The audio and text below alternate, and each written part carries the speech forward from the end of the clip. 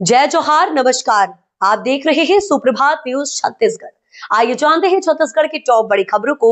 इससे पहले छत्तीसगढ़ के कौन से जिले से न्यूज को कहां से देख रहे हैं, कमेंट में जरूर बताएं, साथ ही लाइक जरूर करें।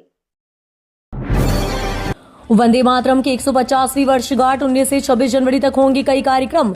छत्तीसगढ़ शासन के संस्कृति विभाग की ओर से राष्ट्रगीत वंदे मातरम की 150वीं वर्षगांठ के अवसर पर राज्य भर में 4 चरणों में विशेष कार्यक्रमों का आयोजन किया जा रहा है। द्वितीय चरण में कार्यक्रमों का आयोजन 19 से 26 जनवरी 2026 तक किया जाएगा। दरअसल आपको बता दें, गणतंत्र दिवस के दिन रायपुर में, राज्यपाल तथा जगदलपुर में आयोजित होंगे। साथ ही राज्य के सभी जिला मुख्यालयों, ब्लॉक मुख्यालयों, ग्राम पंचायतों तथा स्कूल कॉलेजों में ध्वजारोहण एवं राष्ट्रगान के पश्चात बड़े पैमाने पर सामूहिक वंदे मातरम गायन किया जाएगा। विश्राम गृहों और कुटीरों में लगेंगे सीसीटीवी कैमरे। इस वजह से जारी किए गए निर्देश। सूरजपुर जिले के सूरजपुर वन परिक्षेत्र के अंतर्गत आने वाली कुमेली वाटरफॉल स्थित वन विभाग के सरकारी रेस्ट हाउस में अश्लील डांस का मामला सामने आने के बाद प्रदेश भर में हड़कंप मच गया है। इस मामले में डिप्टी रेंजर और फॉरेस्टर को निलंबित कर रेंजर को नोटिस जारी किया गया है। अब ऐसी घटनाओं की पुनरावृत्ति रोकने के लिए पीसीसीएफ श्रीनिवास राव ने एहतियातन कदम उठाते हुए सभी मुख्य संरक्षकों और वन मंडलाधिकारियों को वन निरीक्षण कुटीर और वन विश्राम गृहों में सीसीटीवी कैमरे लगाए जाने के निर्देश जारी किए हैं। रायपुर में धारावी मॉडल की तैयारी शुरू। 4.44 EWS फ्लैट बनेगी नई पहचान। छत्तीसगढ़ की राजधानी रायपुर की झुग्गी झोपड़ी बस्तियों की कायाकल्प की दिशा में एक बड़ा कदम उठाया गया है। दरअसल आपको बता दें, मुंबई की धारावी झुग्गी बस्ती के पुनः निर्माण मॉडल को अब रायपुर में लागू करने की तैयारी है। प्रधानमंत्री आवास योजना शहरी के तहत affordable housing in partnership model में शहर की प्रमुख स्लम बस्तियों का यथास्थान पुनर्विकास किया जाएगा। इस पूरी परियोजना पर करीब 232 करोड़ रुपए खर्च होने का अनुमान है। बिलासपुर में पालतू पशु दुकानें, ब्रीडिंग सेंटर होंगे बंद। 5 दिन में पंजीयन नहीं कराने पर होगी कार्यवाही। बिलासपुर में अपंजीकृत पालतू पशु दुकानों और डॉग ब्रीडिंग सेंटरों के खिलाफ सख्त कार्यवाही की जाएगी। शासन ने इन सेंटरों को 5 दिनों के भीतर पंजीयन के लिए आवेदन करने का निर्देश दिया। यदि निर्धारित समय सीमा में पंजीयन नहीं कराया जाता है तो उन्हें बंद कर दिया जाएगा। ये निर्देश पशु प्रजनन एवं विपणन नियम 2017 के अंतर्गत जारी किए गए हैं। इन नियमों के तहत डॉग ब्रीडिंग सेंटरों को छत्तीसगढ़ राज्य जीव जंतु कल्याण बोर्ड में पंजीयन कराना अनिवार्य है। संचालन की तारीख से 60 दिनों के भीतर पंजीयन कराना आवश्यक है। मुख्यमंत्री विष्णुदेव साय करेंगे राडा ऑटो एक्सपो 2026 का भव्य शुभारंभ।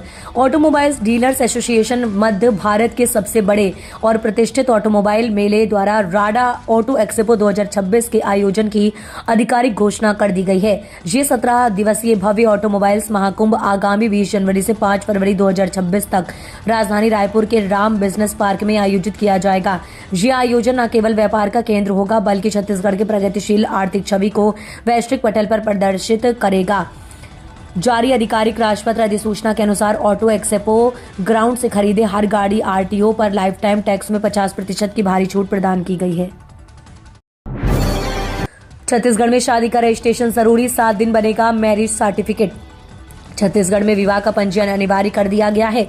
आपको बता दें कि राज्य सरकार के विधि विधायी कार्य विभाग ने इस संबंध में राजपत्र में अधिसूचना जारी कर दी है। सरकार ने विवाह पंजीयन को अनिवार्य करने के पीछे कारण बताते हुए कहा कि इससे फर्जी और दिखावटी शादियों पर रोक लगेगी। आदेश के अनुसार जिन दंपत्ति का विवाह 29 जनवरी 2016 के बाद हुआ, उन्हें निर्धारित समय सीमा के अंदर अनिवार्य रूप से विवाह पंजीयन करवाना होगा। इसके अलावा बाल विवाह जैसी कुप्रथाओं पर नियंत्रण होगा और महिलाओं के कानूनी अधिकार मजबूत होंगे। रोजगार पाने का सुनहरा अवसर। 19 जनवरी को दंतेवाड़ा में लगेगा प्लेसमेंट कैंप। छत्तीसगढ़ के दंतेवाड़ा कार्यालय जिला रोजगार एवं स्वरोजगार मार्गदर्शन केंद्र दंतेवाड़ा द्वारा 19 जनवरी 2026 को प्रातः 11 बजे से शाम 3 बजे तक प्लेसमेंट कैंप आयोजित किया जा रहा है। प्लेसमेंट कैंप में आरसीसी एंड एसोसिएट दंतेवाड़ा द्वारा ऑडिट असिस्टेंट और रिसेप्शनिस्ट के लिए अवसर प्रदान किए जा रहे हैं। इच्छुक आवेदक प्रातः 11 बजे से 4 बजे तक निर्धारित स्थल पर अपनी शैक्षणिक दस्तावेजों की मूल प्रति, आधार कार्ड की छाया प्रति, रोजगार पंजीयन, पासपोर्ट साइज फोटोग्राफ के साथ बायोडाटा लेकर उपस्थित होकर आवेदन कर सकते हैं। ये आयोजन पूर्णतः निःशुल्क है। छत्तीसगढ़ पीएससीसी द्वारा अधीक्षक परीक्षा का समय सारणी घोषित। इन दिनों होंगे एग्जाम, दिशा निर्देश जारी।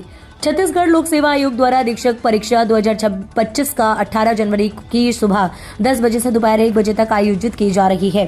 आपको बता दें, प्रशासनिक अमला पूरी तरह मुस्तैद है और परीक्षा केंद्रों पर सुरक्षा के कड़े इंतजाम सुनिश्चित किए गए हैं। ये परीक्षा सरगुजा, बिलासपुर, बस्तर व रायपुर में आयोजित की गई है। सभी अभ्यर्थियों द्वारा निर्देशों का समुचित पालन सुनिश्चित किया जाना अनिवार्य है। ये परीक्षा सरगुजा, बिलासपुर, बस्तर व रायपुर में आयोजित होगी। छत्तीसगढ़ लोक सेवा आयोग द्वारा आयोजित होने वाली समस्त परीक्षाओं में सम्मिलित होने वाले अभ्यर्थियों हेतु स्थायी निर्देश जारी किया गया है। पर्यटकों के लिए खुशखबरी, मैनपाट में बनेगा आधुनिक पर्यटन आवासीय परिसर, मिलेंगी विशेष सुविधाएं। छत्तीसगढ़ के शिमला नाम से प्रसिद्ध मैनपाट में पर्यटन सुविधाओं और आवासीय विकास को नई गति देने की दिशा में एक महत्वपूर्ण कदम उठाया गया है। छत्तीसगढ़ गृह निर्माण मंडल के अध्यक्ष अनुराग सिंह देव ने बताया कि इस भूमि पर आधुनिक एवं बहुउपयोगी पर्यटन आवासीय परिसर का निर्माण शीघ्र प्रारंभ किया जाएगा। राज्य सरकार द्वारा मैनपाट में 4.80 हेक्टेयर भूमि अटल विहार योजना हेतु छत्तीसगढ़ गृह निर्माण मंडल को आवंटित की गई है। छत्तीसगढ़ गृह निर्माण मंडल के अध्यक्ष अनुराग सिंह देव ने बताया कि इस भूमि पर आधुनिक एवं बहुउपयोगी पर्यटन आवासीय परिसर का निर्माण शीघ्र प्रारंभ किया जाएगा। प्राकृतिक परिवेश के अनुरूप विकसित होने वाली ये परियोजना मैनपाट आने वाले पर्यटकों को बेहतर, सुरक्षित और किफायती ठहराव उपलब्ध कराएगी।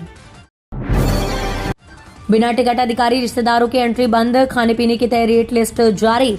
भारत न्यूजीलैंड का T20 मैच 23 जनवरी को रायपुर के अंतर्राष्ट्रीय क्रिकेट स्टेडियम में होना है। इसको लेकर छत्तीसगढ़ स्टेट क्रिकेट एसोसिएशन ने तैयारियां शुरू कर दी हैं।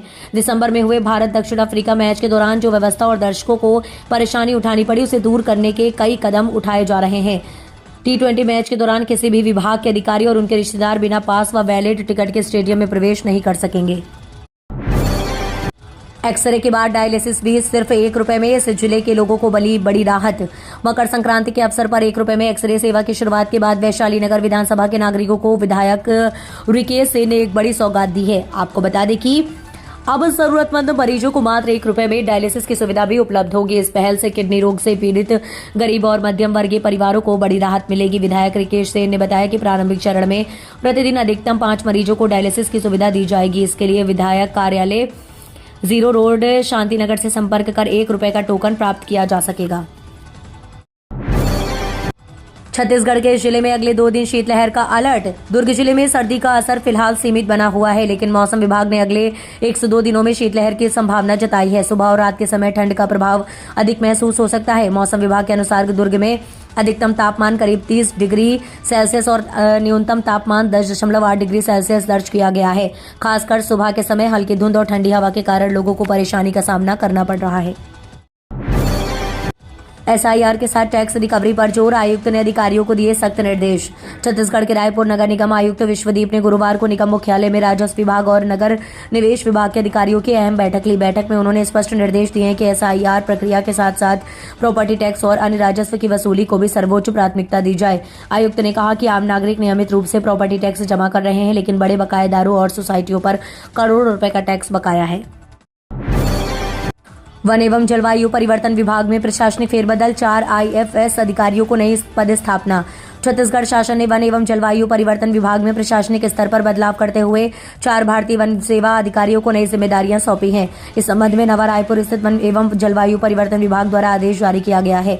आदेश के अनुसार 2004 बैच के IFS अधिकारी नवीद सजाउद्दीन को कार्यालय प्रधान मुख्य वन संरक्षक एवं वन बल प्रमुख अरण्य भवन नवा रायपुर में प्रभारी अपर प्रधान मुख्य वन संरक्षक का दायित्व सौंपा गया है।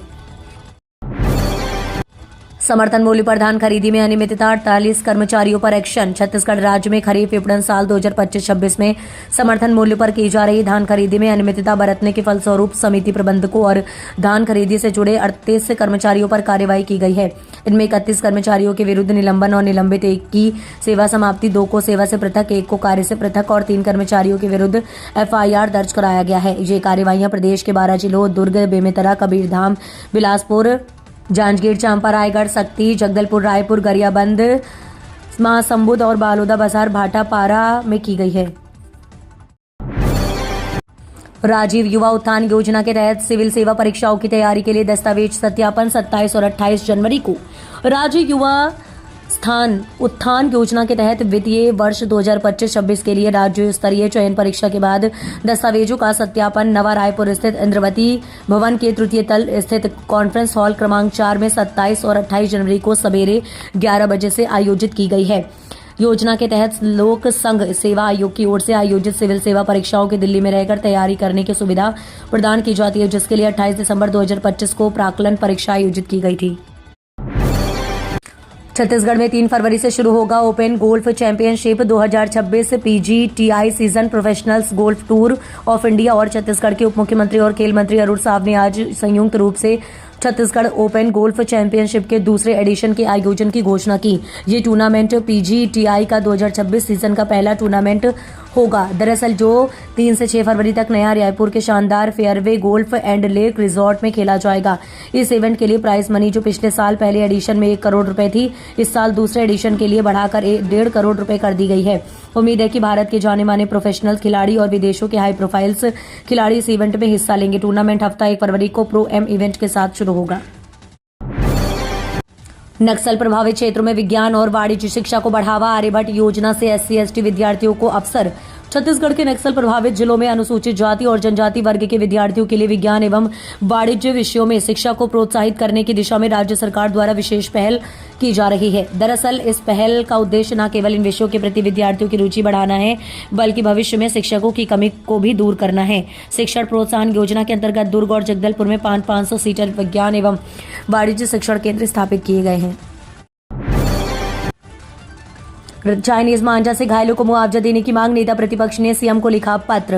राजधानी रायपुर में चाइनीज मांझा से हो रही दुर्घटनाओं को लेकर नेता प्रतिपक्ष आकाश तिवारी ने मुख्यमंत्री को पत्र लिखकर मुआवजे की मांग की है। उन्होंने कहा कि प्रतिबंध के बावजूद शहर में चाइनीज मांझा खुलेआम बिक रहा है। हाल ही में घायल हुई नेहा यादव और संकल्प त्रिवेदी के मामले का जिक्र करते हुए कहा कि सरकार को संवेदनशीलता दिखानी चाहिए। उन्होंने दोनों घायलों को 2-2 लाख रुपए मुआवजा देने की मांग की है। देश के सभी टोल प्लाजा होंगे कैशलेस, 1 अप्रैल से लागू होगा नया नियम। 1 अप्रैल 2026 से देश के सभी टोल प्लाजा कैशलेस हो जाएंगे। नए नियम लागू होने के बाद वाहन चालक सिर्फ फास्टैग या UPI के जरिए टोल टैक्स दे सकेंगे। किसी भी टोल प्लाजा पर कैश नहीं लिया जाएगा। ये जानकारी केंद्रीय सड़क परिवहन मंत्रालय के सचिव V उमाशंकर ने एक इंटरव्यू में दी। केंद्रीय सड़क परिवहन मंत्रालय के सचिव V उमाशंकर ने बताया कि सरकार ने टोल पर नगद लेन देन की पूरी तरह से बंद करने का फैसला लिया है।